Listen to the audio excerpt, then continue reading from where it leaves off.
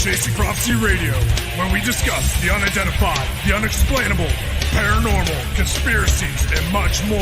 Starring your host and co-host, Jenny Nicasio, Sean Kelly, and Jason Sledgehammer I. Petro.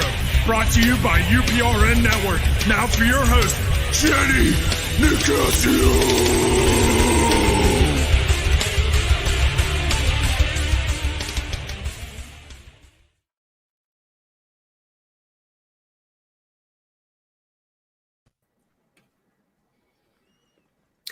Good evening and welcome to Chasing Prophecy on FM 107.7 New Orleans, where we discuss anything and everything beyond the scope of normal. Remember to like us on YouTube and follow us on Instagram.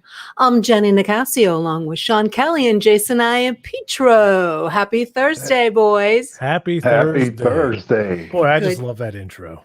I do too. The music That's is a hell great. of an intro. For this show, it's perfect. Well, I'm glad you're here today. We're going to get to it because we only have 54 minutes, and we have a special guest on the show tonight, and he's going to talk to us about a lot of different things. We have John Russell. I hope I'm pronouncing that right. Great. He has been a professional psychic for over 50 years. He's a psychic reader, medium, certified tarot card reader, master paranormal investigator, and now published author. He's known internationally, and he provides psychic readings for clients for over 40 countries. For over the last 15 years, he's been a featured guest on many popular radio shows like Coast to Coast AM with George Norrie and the Leak Project. And I'm so happy to have him here. And he's also written a few books, and I'm not sure if he finished one yet, but he has Writing with Ghost, Angels, Spirits of the Dead, and Knock in the Attic. So I want to give a warm welcome to our guest, John Russell. Welcome to Chasing Prophecy. Thank you so much. Welcome, Hey, guys. It's awesome to be here. Yeah, Yes, I'm so happy to have you. So, John, tell us how you got into the paranormal world. When did you learn that you were a psychic medium? Oh, that's a good question. That happened when I was about 5 years old. And I was sound asleep in bed. And my parents had left a nightlight on in the hallway down the way, so if I had to get up at night, I could see. So in the middle of the night, I wake up all of a sudden completely wide awake. And I thought, well, maybe some noise woke me up, or maybe there's some racket or something. I laid there a little bit listening, and everything was quiet. And I thought, well, this is really strange because I didn't have any grogginess whatsoever. And I was just completely aware, completely wide awake. And I raised up on my elbows in bed and just kind of looked around the room, and I looked down the hallway. And in the night lights glow, peering around the doorway in the hallway was this elderly black gentleman. And I screamed bloody murder because my family's white. We didn't have anyone black living with us. And I presumed somebody had broken into the house. So when I screamed, he walked around the doorway and into the hall, came down the hall toward my bedroom, keeping eye contact with me. And this was not some phantom mist. This guy was every bit as solid as you or I. He was fully dressed. I can tell you what he looked like, what he had on. He had close cropped white hair, a white mustache. He wore a red flannel shirt, khaki pants. He had a black dress belt and black shoes on, and every bit as solid as you or I. And as he got closer, I screamed bloody murder again. As I heard my parents start to come running, he began to get translucent and then transparent. And then kind of like the Cheshire cat almost, he vanished from the feet upward till all that was left was his head, and then that vanished. And about that time, my parents got there. And I told them that there was somebody in the house, and my fright was so convincing that while my mother held me, my father actually went through the house, looked in the closets, looked under the beds, checked the doors and windows, and of course nobody physical was there. And so they tried to convince me that I just had a bad dream and to go back to sleep. And I knew better. I knew that I had seen someone, and then it dawned on me what I had seen, who I had seen. I had seen my first ghost.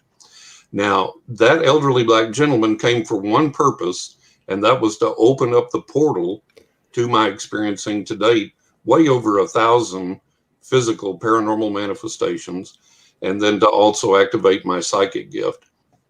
And I discovered that he had opened that portal up when I began to have these physical manifestations of the paranormal happening. When I say physical manifestations, a lot of people hallucinate things, meditate things, dream things, envision things, whatever.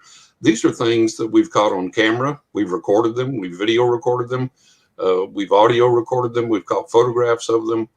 Other people have witnessed them in my presence. So these are things that are actually literally happening on the physical realm. And to date, like I said, there's been well over 1,000 of these occurrences. And so I began to experience those types of things. And then a short time later, the way that I became aware that my psychic gift had been activated during this occurrence was some friends had come to visit my parents, and they drove up in the driveway, and I didn't know these people. So this car drives up in the driveway. I was out in the backyard playing with some kind of toy, and I ran inside and got my parents. I said, there's somebody in the driveway I don't know. And they said, okay, we'll come look. So they came out and said, oh, those are friends of ours. So they got out of their car and came up, and my parents were standing there, and they were all standing outside talking before they went in the house. So I was standing there with my toy kind of close by, kind of eavesdropping a little bit.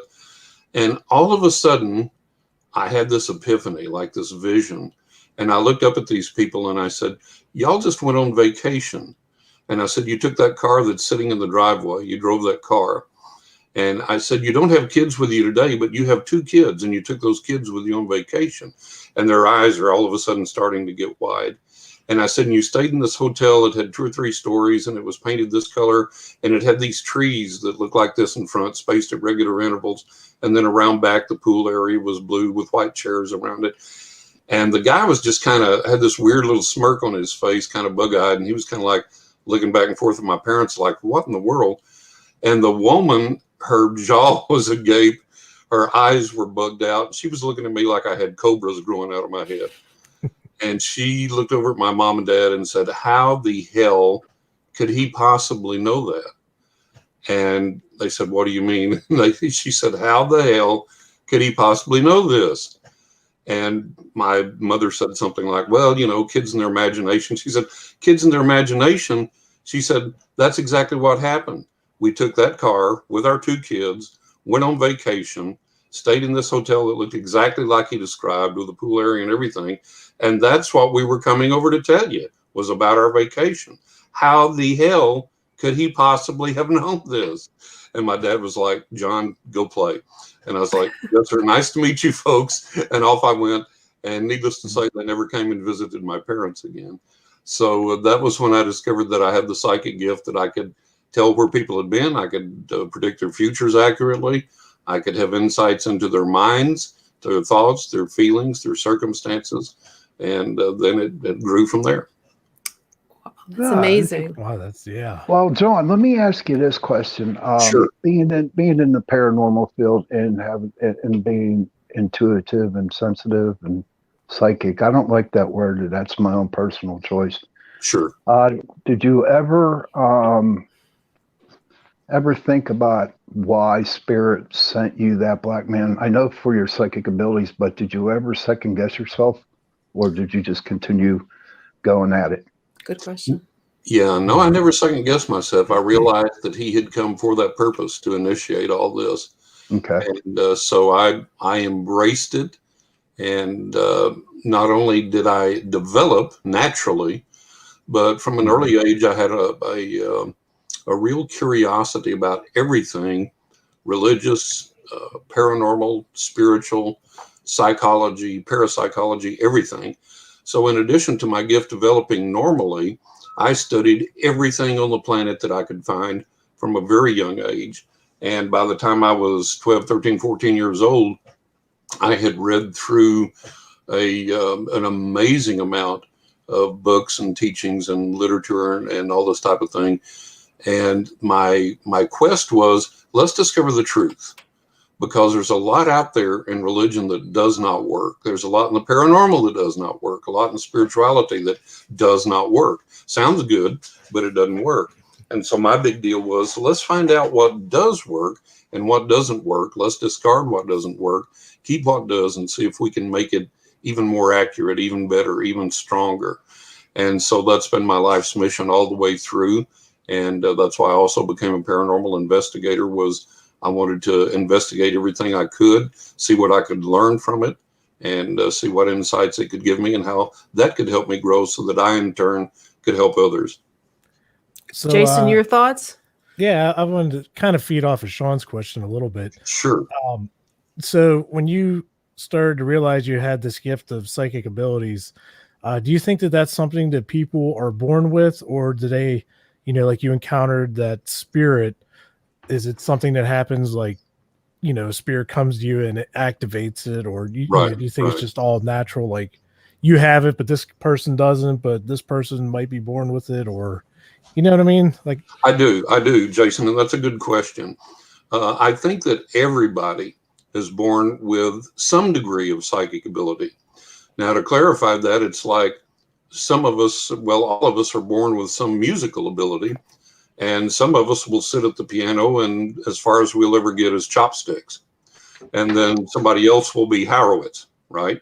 mhm. So, in my experience, it's been the same way with psychic gifts, paranormal abilities. We all have them to a degree, and we all reach a point where we plateau. So some people are never going to get past the point where the phone rings and they go, "Oh, that's Aunt Jenny calling," and it is, but that's as far as they'll get. And then other people can have more and varied experiences, be able to accurately predict the future for people, be able to accurately predict future circumstances, and so on and so forth. So we all have it, but it all is all to a degree. And then again, it all depends on how much the person who has it, how much effort they put into it, how much training, effort, and dedication they put into it. I've done this professionally for 50 years next year, and I'm still pushing myself, and I'm still learning, and I'm still seeking, and I'm still trying to get better and better and more accurate and more helpful and more get more of an understanding. And it's nothing that any of us ever master. That's just, it just doesn't occur. But we get to the best degree that we can. We walk in the light that we have, and we try and get that light to the people to help them. See, I believe. I'm sorry, Jenny. Go ahead. No, that's okay. I was just gonna get to the comments. That's go ahead and finish your thought. See, what I believe for me, what happened, long story short, 1983, I was taking a drug called antabuse, and I died.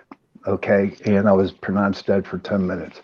When I came back, all of a sudden, I started to see things, hear things, and feel things that weren't there. And it really, really bothered me.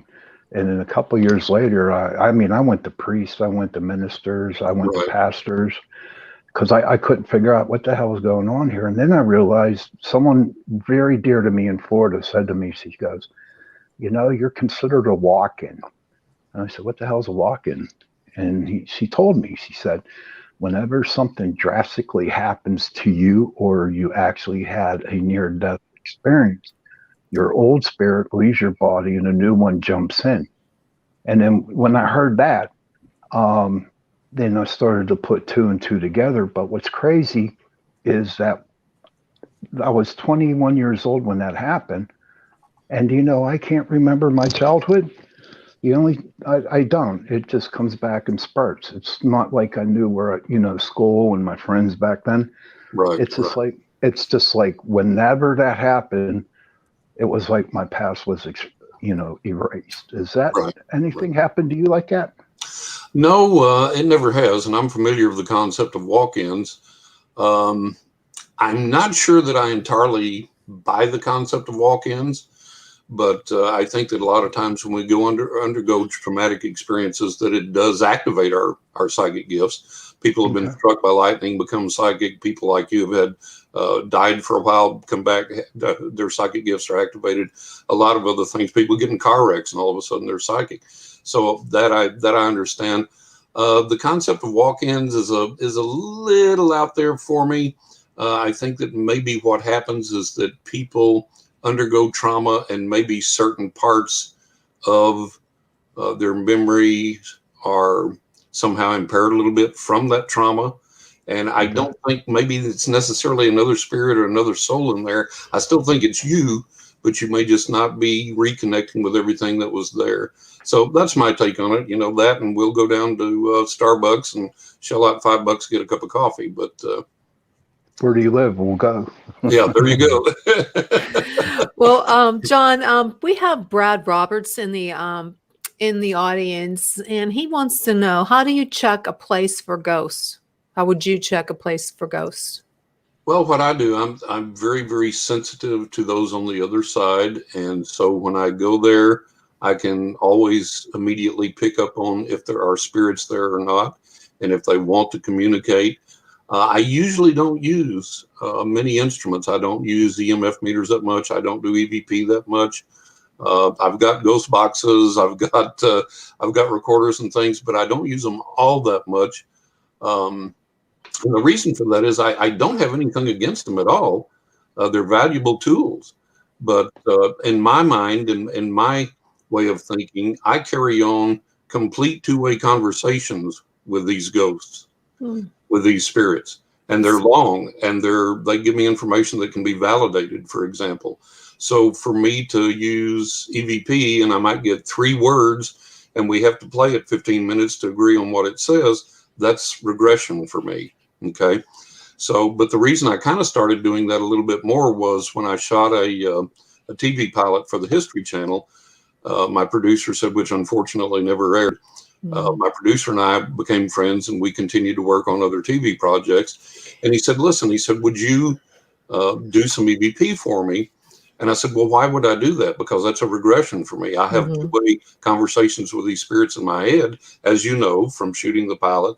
And he said, "Yeah, but," he said, "the person that's watching the program is not privy to that two-way conversation in your head with the spirits.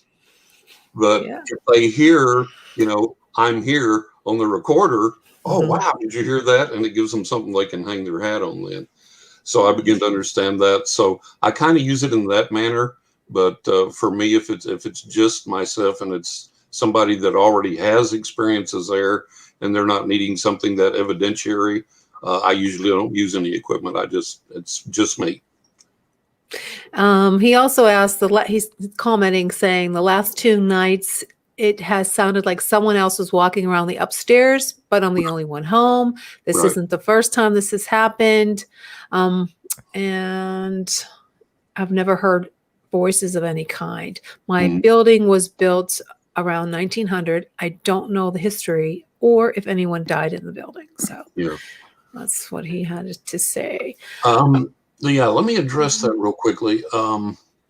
I don't think it's a relative of his. I'm not picking that up at all. I'm picking it up as somebody that was there beforehand, and they want him to know that they're there. Mhm. And if he will talk to them and say, "Hey, I hear you. I realize that you're here. Do you have any message for me?"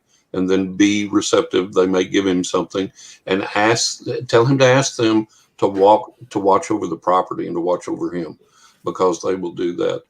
Um, One thing I want to address real quick before we move on, people say, "Well, I just built a new house. How can it be haunted?" Listen, every place on this planet has been inhabited by people forever and a day. And Yeah. if you read the book, The Practice of the Wild, it talks about places that we assume were completely, totally remote, isolated, uninhabited, and yet somebody in some culture somewhere can tell you the history of that place. I'm writing that So there down. have been people living all over this planet for all these, many, many thousands of years, tens of thousands of years, maybe hundreds of thousands of years. We don't know. And they've come and gone. They've lived and died. There's been all these experiences. They've lived in various places. So that vacant lot where you buy it and clear it and build your house, somebody lived there at some point. Somebody camped there. Somebody maybe had a little clearing and then nature took it back over. But there's no such thing as pristine psychic or paranormal or spiritual Yeah. on this planet. It's all haunted. It's all inhabited. Okay, so that's what everybody needs to realize. Cool. Hey, I want to see your thoughts on something. So Sure. when we investigate, I use a spirit box a lot called the S box, Yeah, I've got and one. I love it. yeah, I do too. So what I did was I bought the Faraday wallet that Oh yeah, blocks out all the radio frequencies and stuff, right. and we seem to get some pretty intelligent responses. And there's been certain people where it even had their tone like to the voice. What's Yes. your thoughts on all that? The spirits coming through on the spirit box in that kind of sense. I believe 100% that's accurate and that it's real, that it's valid, that it's actually happening. What we're experiencing with EVP, ITC, with all of these things, uh, what we have to learn. We're experiencing something that's real. The problem is, it's like a friend of mine asked me the other day, it's like, why noise? You know, we generate that noise either from the ghost box or from a radio on a off station or whatever. And they utilize that to speak, to come through. So that's where our next level of research has to go. It has to be, okay, how and why are they utilizing this noise? What frequency is it that they can use that noise, speak to it? We can't hear them speak, but we play it back and we hear them in that noise. What's going on there? What's that frequency? Where's that at? How do we get there? And once we do, we'll hold two-way conversations in real time, even more so than we do now with like spirit boxes and things. But that's where we're at. Is like, you know, we've come a long way, but we have so far to go in researching all this and getting into it. And of course, the problem with mainstream science and so on and so forth, you know, naysayers, disbelievers, skeptics, all this. And it's hard to pull people together that are qualified, that believe to get into this and to do it. But when we do, that's when we're going to start making some real progress. But yeah, it's absolutely valid. These spirits, for whatever reason, however they're doing it, are able to use these frequencies that are in this noise to communicate in real time. We don't hear them with our ears, but the recorder does. And that's what we have to figure out. But it is absolutely real. So speaking of the frequencies, so something that I've found, I don't know if you've ever tried this or not, but when I review EVPs, I use recording software. You know, I'm a musician, so I use like Logic Pro 10 and stuff like that. Right. When I go through and pull up an equalizer, you know how you can like boost your mids, trebles, highs, Right, for right. certain things. Repeatedly, I have not been able to find the frequency that these spirits are on. Like their Yeah. voices stay the exact same. So it kind of like boggles my mind a little bit. So we have, that giant range. Like I can Yep. hear it, Yep. but I can't pinpoint Can't find it. frequency. Yeah, like Yeah. And this is that's what I'm saying is when we find that frequency that they're using somehow, that's going to be and huge. that's going to be huge. It's going to change the world because we will then have real time, two-way spirit communication with long conversations. Now, my suspicion is that when that happens, and I believe someday that it will, but my suspicion is that those frequencies are subject to the same vagaries that radio waves and everything else are. You drive out of range of your radio station, or you have sunspots and you get static when you're listening to the broadcast or whatever.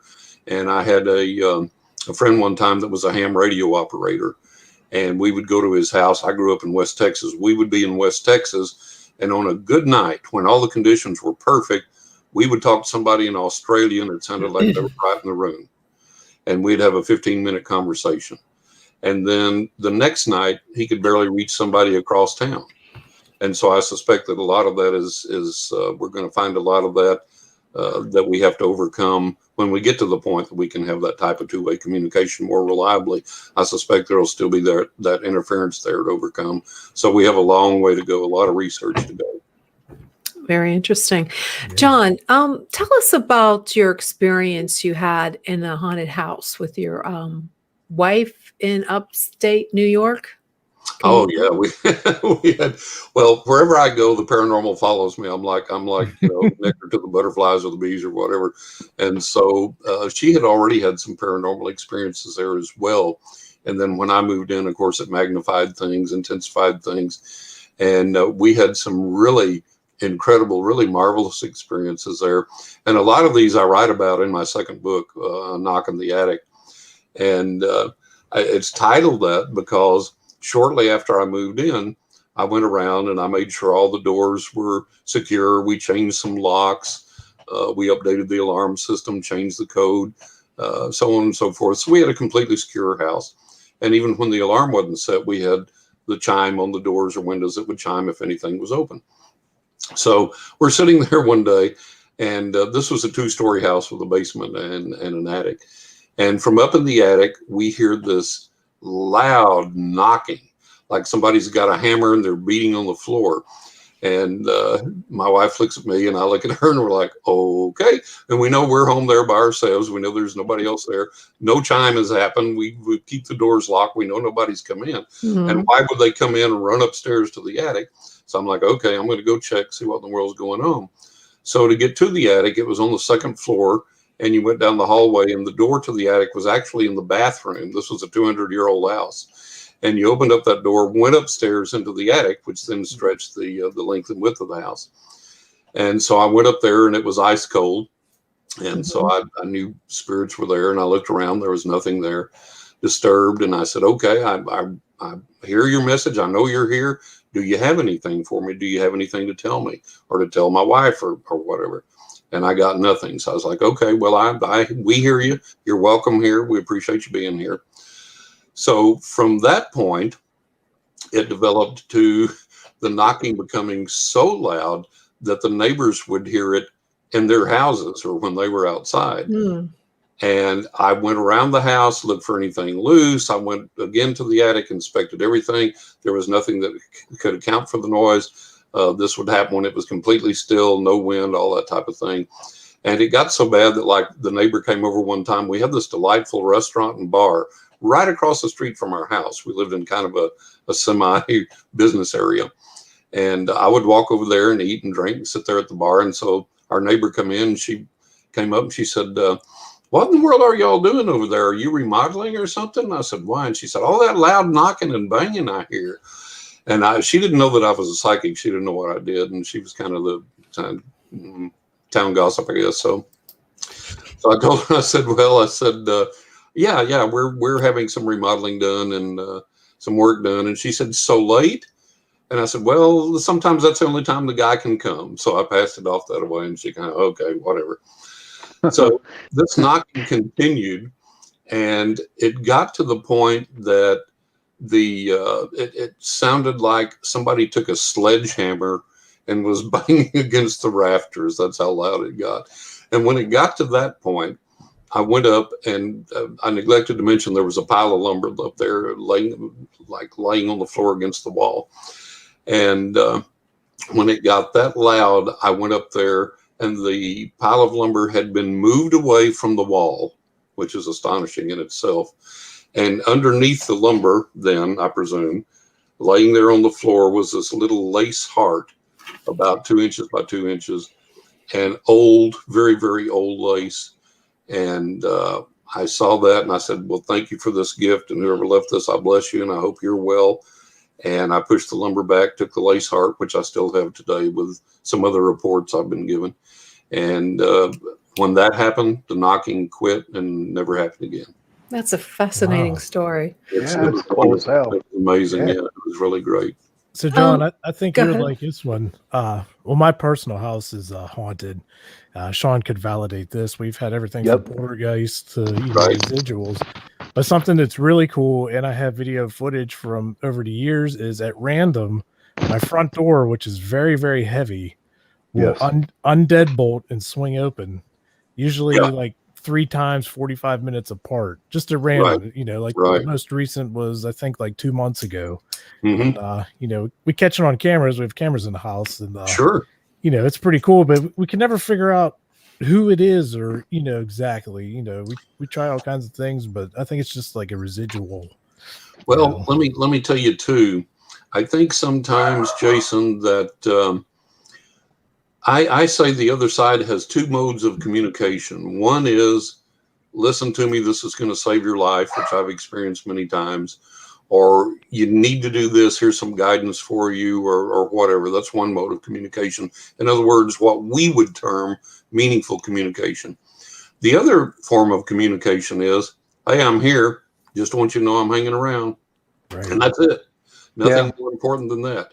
And the analogy for that is, look at our lives. If we're sitting waiting at the bus stop by ourselves and somebody comes up and sits down, we're going to look at, hey, how you doing? Yeah, hi. Well, it sure is hot today. Yeah, man, it's really, what are you doing? Well, I've been out shopping and, where are you going? Well, I'm going home now.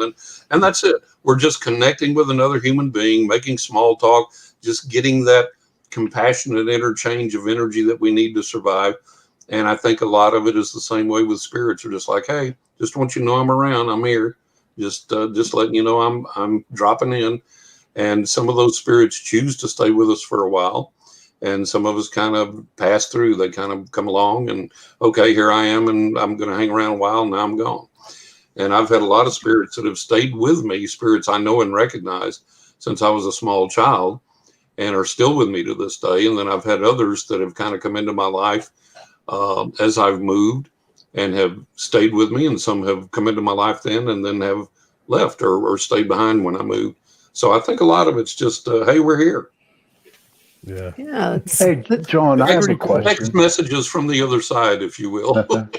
Hey, John, I have a question real quick. Sure. Whenever you do a tarot reading on somebody, Right. do you just, when you flip the cards up, do you actually feel what's coming from the card, or do you go by the definition of the card? I never go strictly by the definition of the card because Good. part of being able to do any type of reading is to follow your intuition. And well, there's a humorous example that I'll give you from that, Sean. That's a great question. I had when I had just turned about 17, 18, I had developed a reputation already. I started reading professionally when I was 18, and I had developed a pretty good reputation. And people would drive 200 miles one way to get a reading with me at the time. And these ladies came to me, and I was doing the reading, and I was using the tarot. I like the tarot. It's a beautiful thing. I'm an artist. And it's a beautiful piece of artwork, and I believe it has intrinsic psychic power, spiritual power as well. So I was using the deck, and the first rattle out of the box, here comes the death card, and they both went, ah! And what happened was, that was one of the main questions that they had come to ask. They had this relative that was ill, and their question was, are they gonna die? Are they gonna be okay or whatever? And here comes the death card. So this is the prime example of not going by book interpretations, because I asked them why the reaction. They told me, and I said, no, listen. I said, the death card has many meanings, a literal death, but it has figurative death. It has other meanings as you grow and experience education as a psychic and as a reader. You learn that a card can have 20, 30 meanings. And I said, what you have to understand here is that this simply means a passing away of something, not the person and not an individual, but of a circumstance. And so they were like, oh, well, thank God, thank God. And then come to find out in the reading, I was able to tell them that I saw the person recovering, getting better, and so on and so forth. And through feedback, that's what happened. So you learn you learn the rules to break the rules, as the old saying goes. You learn the book meanings of everything to guide you, to help you when you're a beginner and to help you get there. And then if you advance at all, then you have to go with intuition. You have to be led by spirit. You have to be led by your own guidance, your own intuition, and you have to be able to go way outside those boxes sometimes. And I remember one time I was reading for a friend of mine over the phone that was far away, and I had this particular tarot deck that this one card in it had a guy with a helmet on with these horns on, kind of like a Viking helmet. And I was looking at this and I said, this is the guy you're dating right now. And I described the guy physically, and she said, yes, that's him. And I kept sitting there dwelling on this card, and it was like, I just can't get it. And I told her, I said, I have to ask you something. I said, I never tell my clients what cards I'm looking at, because they're going to go, oh my God. And so I don't do that. But Sean knows. So yes.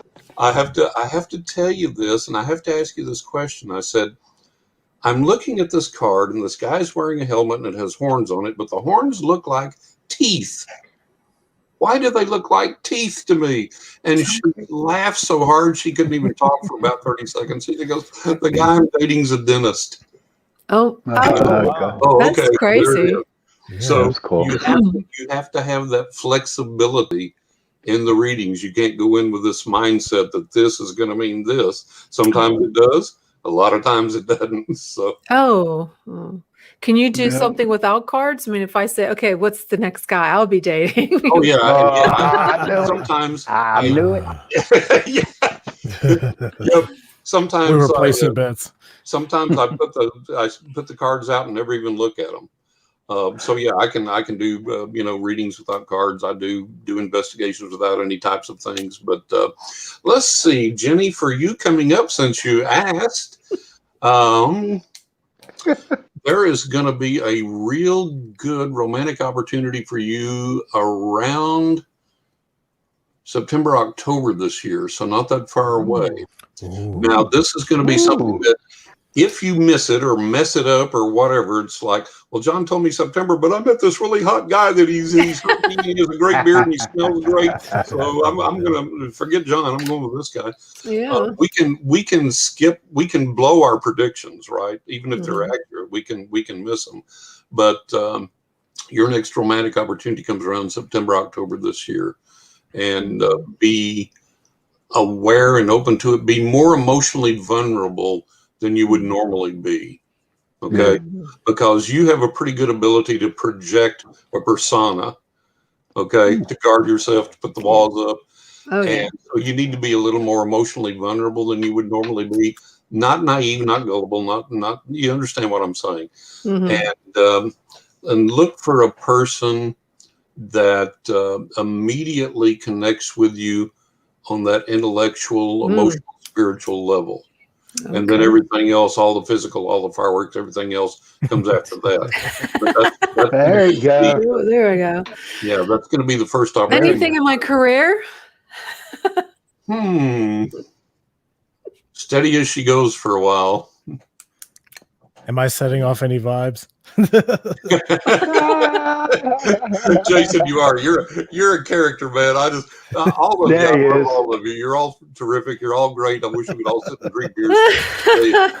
But yeah, Jason, you've got some interesting opportunities coming your way this year, and this carries forward for probably 2 or 3 years to come. There's some doors that are going to just open, not necessarily because of anything that you do, but you'll just become aware of them. They're just going to open, and it'll be good for you to walk through these doors.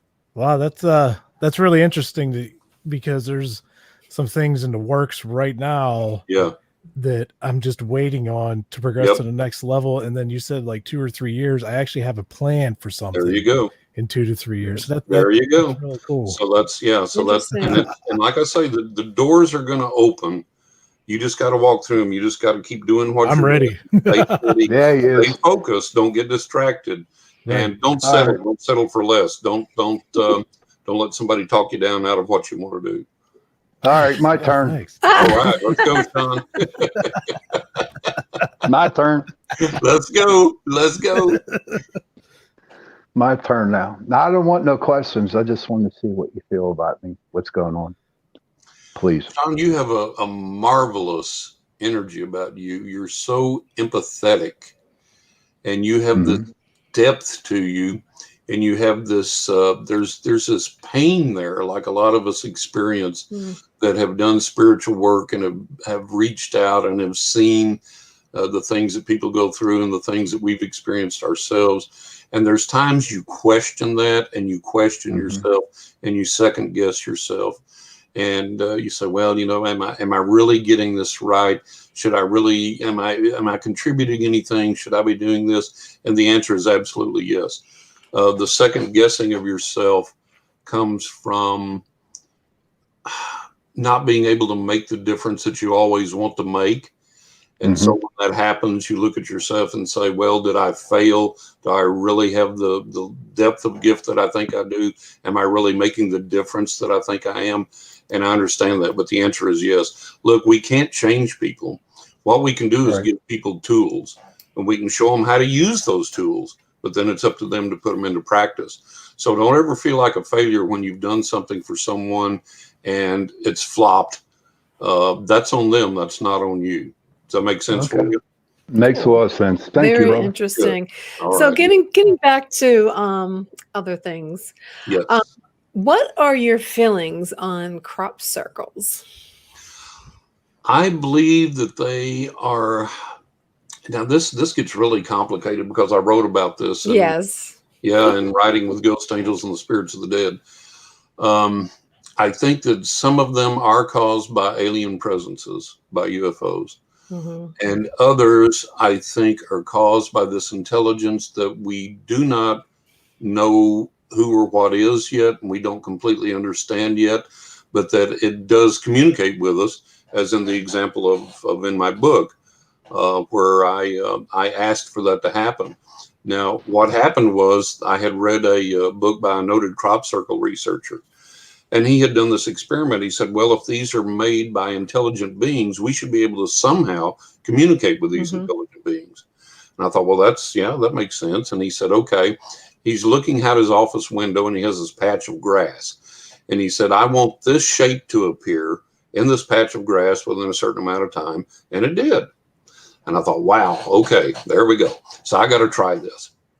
So I had scheduled myself a day off for my clients, and I got out on my motorcycle. And before I left that day, I said, okay, if these intelligences can hear me, and if you can respond to me, then I want a pattern over here in the lawn in a certain amount of time, and so on and so forth. And then I left for the day to ride. And then in riding that day, everywhere I went, I had some of the craziest, most bizarre, wildest paranormal experiences that I had ever had, physical manifestations. And I did see a crop circle, but not where I wanted. It didn't appear in my yard, but it appeared on the highway as I was riding. And what was so funny was there were many manifestations that occurred that day that let me know, okay, somebody heard me, somebody's doing something, somebody's communicating something. And some of these things occurred in things that are grass. For example, bamboo. Bamboo is classified as a type of grass. And I had this really dramatic experience there.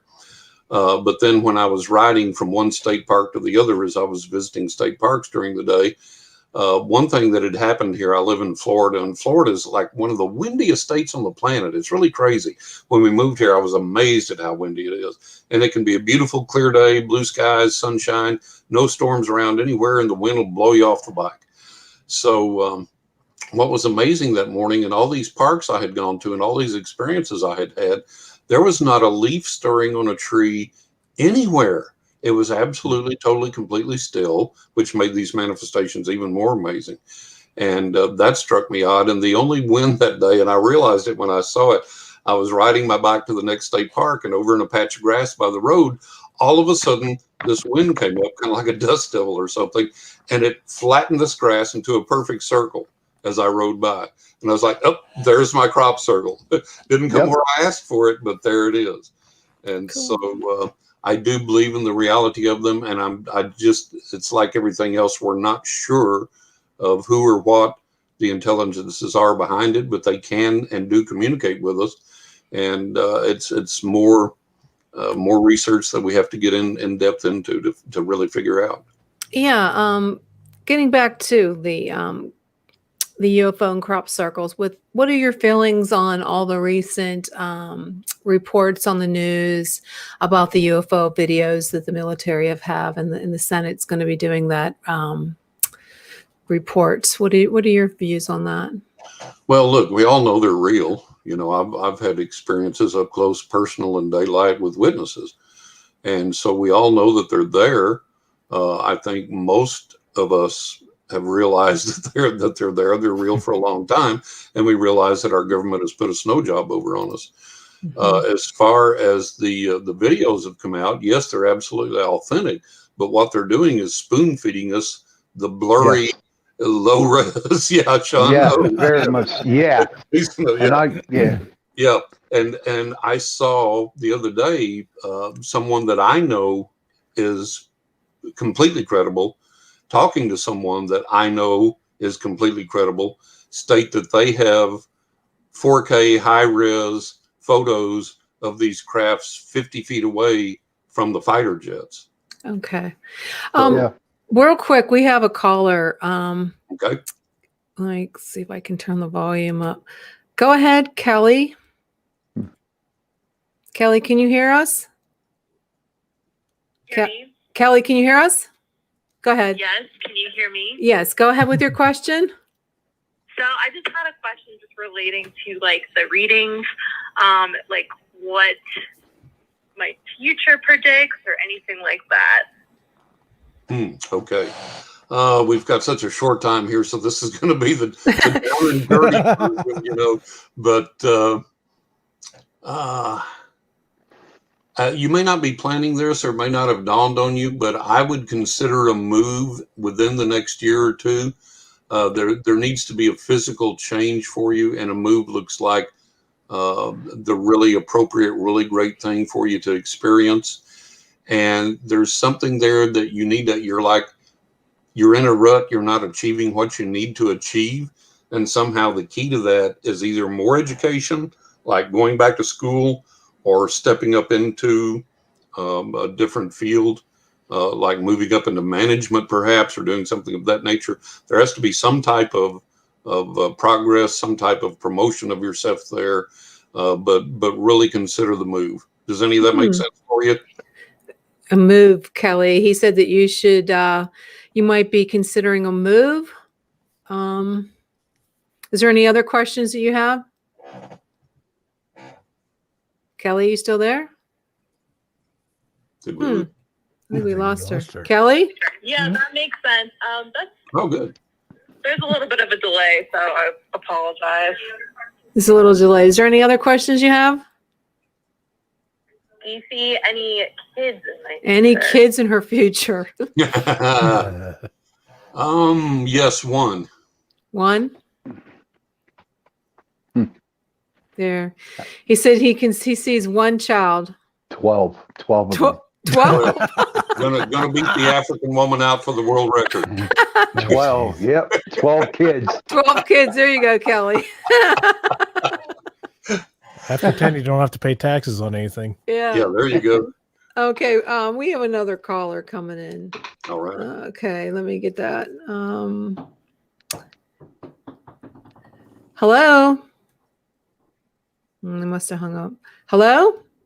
Oh, I got to stick them on. Caller, you're on the air. Hello? Maybe they got psyched out.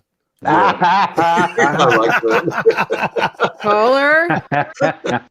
Hello? They must have hung up. This Hey, guy might John. be real. It's a little too creepy. Yeah. Very Hey, creepy. John. I Yes. have one more question for you.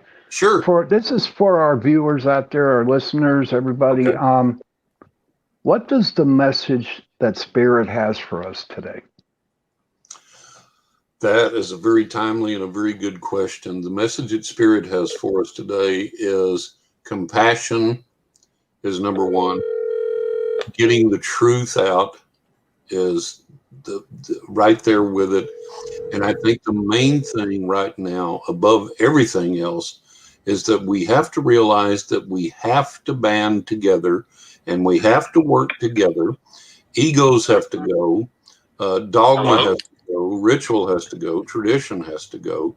Wait a minute, And if caller. we accomplish anything, we have to unite our spiritual entities together to defeat what's out there right now, because it's pretty dark out there right now. And we have to unite our spiritual energies together to defeat that. Okay, I'm sorry for interrupting. We have one more caller. Let's go ahead, caller. Can you guys hear me? Yes. Yep. Just have a question for John Russell, actually, too. As a tarot card reader, do you have, I know you guys said you have like intuition, but do you actually have like a voice behind it? Because I know a lot of mediums or tarot card readers claim that they have like almost like a spirit guide. Oh, absolutely. I believe in the intrinsic ability of the cards themselves, but I'm led by my guides, by the spirit energy that I have, by my psychic gift, by the guides of the people that I read for. There's a vast network there. That's the tarot cards are just one part of the link in the chain. There you go. Nice. Nice. Any, Good question. any other questions, John, before I hang up on you? Yeah, I just want to know if, can I get like a quick reading just to see if you can sense anything? Let's see.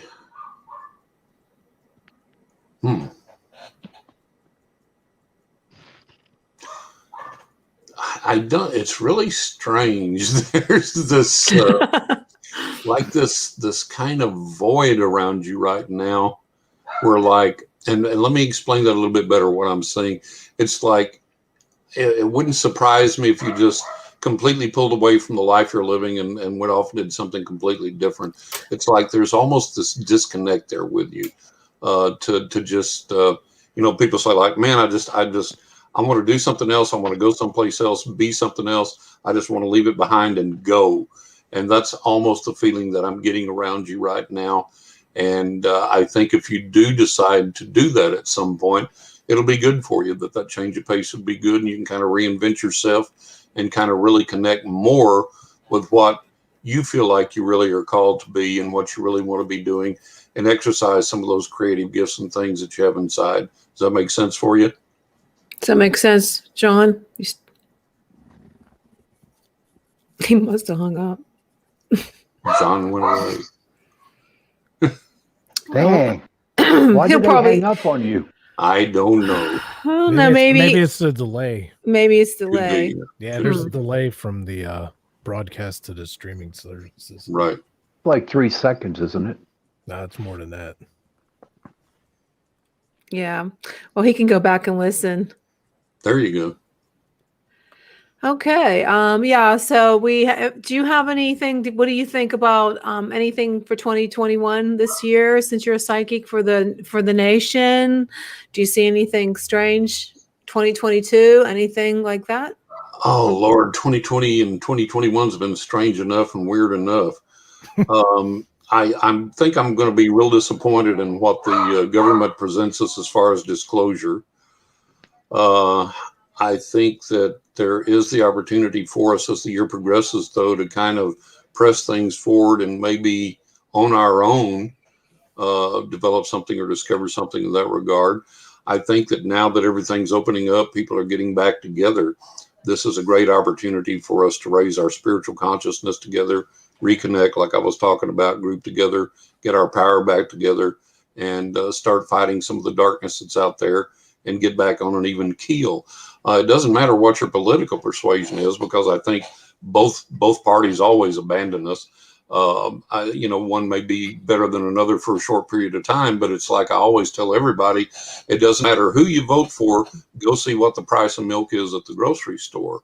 It doesn't trickle down. It doesn't help the common folk, so to speak. And so I think more than ever before, we need to realize that people have protested, that hadn't worked. We've rioted, that hadn't worked. We've voted, that hadn't worked. We've done this, we've done that.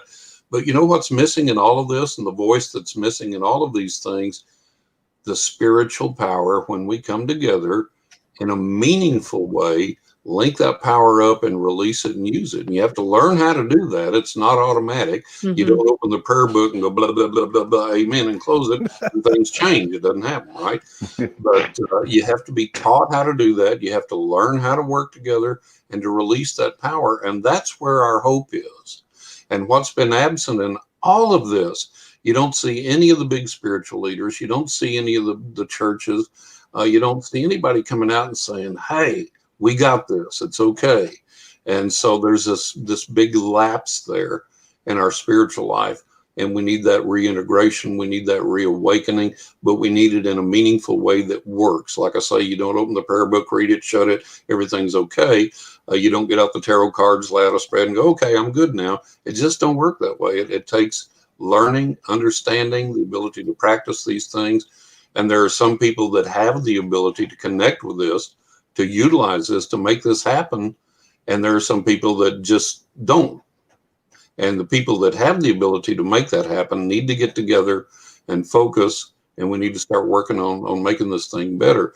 The problem that always occurs when that happens, ego. Mm-hmm. Yes. I want to be the center of attention. I want to be the one that calls the shots. I want this technique instituted. I want us to use that and not this. I want us to meet at my house, not his house, not her house. And so we have to get past all of that. Don't mean to interrupt you, John, but we're going to have to wrap it up. Where can someone find you to get a reading? If they want information about me and to get a reading, go to johnrussell.net. And it's got all the information there that you'll need. It's got over 80 client testimonials, my credentials, all kinds of things there, the way to pay and so on and so forth. Schedule your reading. All that's there at johnrussell.net.